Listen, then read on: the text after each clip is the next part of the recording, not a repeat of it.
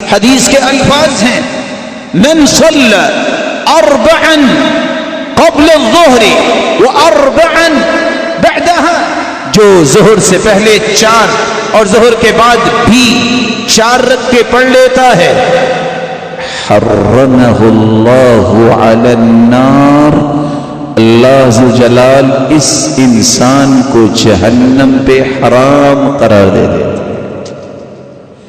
رسول اکرم صلی اللہ علیہ وسلم نے فرمایا رحم اللہ رجلا صلی قبل العصر 4، جو عصر سے پہلے 4 رکعتیں پڑھ لے، رب تعالی اس انسان پہ اپنی رحمتوں کی برکھا برساتے ہیں۔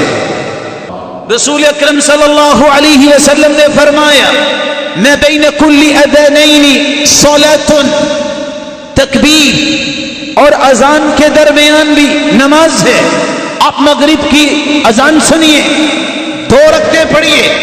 رسول اللہ صلی اللہ علیہ وسلم کے صحابہ كانوا يبتدرون الى السواری، اذان سنتے دوڑ کے ستونوں کے پیچھے آ جاتے، باہر سے آنے والے کو پتہ نہ چلتا یہ نماز ختم ہوگی ہے، نماز سے پہلے کی رکھتے ہیں یا بعد کی رکھتے ہیں۔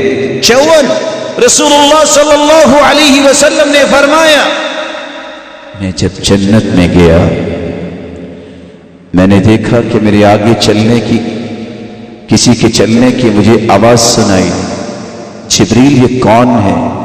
جواب ملا یہ ھذا بلال یمشی امامک، یہ بلال آپ کے آگے آگے چل رہا ہے۔ واپس آئے، یا بلال ای عمل ارجع عندک، کون سا عمل ہے زیادہ پر امید تیرے پاس؟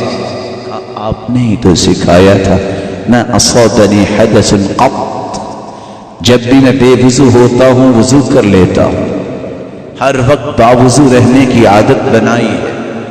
وما توضأت الا وصليت عنده ركعتين، اور جب بھی وضو کرتا ہوں 2 رکعتیں پڑھ لیتا ہوں۔ 54 اور حدیث کے الفاظ ہیں اذا دخل احدكم المسجد فلا يجلس حتى يصلي ركعتين، جو بھی مسجد میں جائے جب تک 2 رکعتیں ادا نہ کر لے اس وقت تک وہ مسجد میں نہ بیٹھے۔ جو عشاء کی نماز پڑھنے کے بعد من غیر الفریضہ، من غیر الفریضہ 4 رکعتیں پڑھ لیتا ہے عشاء کی نماز سے فارغ ہونے کے بعد، سونے سے پہلے، رب تعالیٰ اسے لیلۃ القدر میں 4 رکعتیں پڑھنے کا اجر و ثواب نصیب فرما دیتے۔